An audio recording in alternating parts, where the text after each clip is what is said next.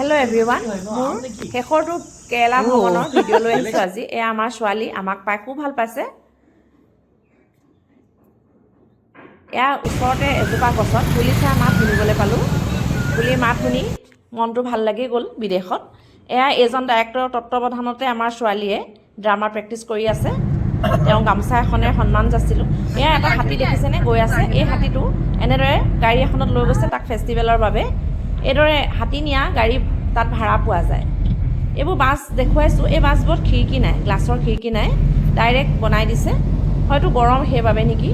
আৰু আমি গৈ আছোঁ, ধুনীয়া ধুনীয়া গীৰ্জা ইয়াত দেখিবলৈ পাইছোঁ। আমি গৈ আছোঁ এতিয়া কোচি বিমান বন্দৰৰ ফালে। তাতে আমাৰ ফ্লাইট আছে 11:30। এয়া ইমান ধুনীয়া ইয়াৰ সেউজীয়া পৰিৱেশ, তাকে আপোনালোকক অকণমান দেখুৱাইছোঁ। আহিব আপোনালোক, খুব ধুনীয়া ঠাই, এবাৰ চাই যাব। হয়তো আহিছেই আপোনালোক, তথাপি মই ভাল পালোঁ, সেইবাবে আপোনালোকক কৈছোঁ আহিবলৈ।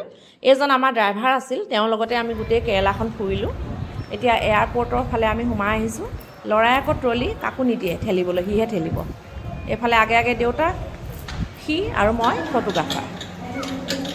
এয়া আকৌ এয়াৰপৰ্টতে কিবা এটা খাই লৈছোঁ আমি। সি চেণ্ডউইচ খালে আৰু আমি কলৰ পৰা বনোৱা কেক খাইছোঁ। বেছি বস্তু খাব নোৱাৰি এয়াৰপৰ্টত, খুব দাম, অতিপাত দাম, তথাপি অকণমান সোৱাদ ল'লোঁ। এইদৰে চাহ দিয়ে তেওঁলোকে, এটা বাতি দি দিয়ে, বাতিটোত ঢালি লৈ খাব পাৰি ঠাণ্ডা কৰি। খুব ভাল লাগিলে মোৰ এই ব্যৱস্থাটো, যিহেতু মই গৰম চাহ খাব নোৱাৰোঁ, ভাল নাপাওঁ খাই। এয়া ফ্লাইটত ফটো নামাৰিলে জানো হ'ব। এয়া আমি আহি পালোঁহি হায়দৰাবাদ। হায়দৰাবাদত আমাৰ লে অভাৰ আছিল। হায়দৰাবাদৰ পৰা পোনে পোনে গুৱাহাটীলৈ যাম, 1 ঘণ্টা লে অভাৰ।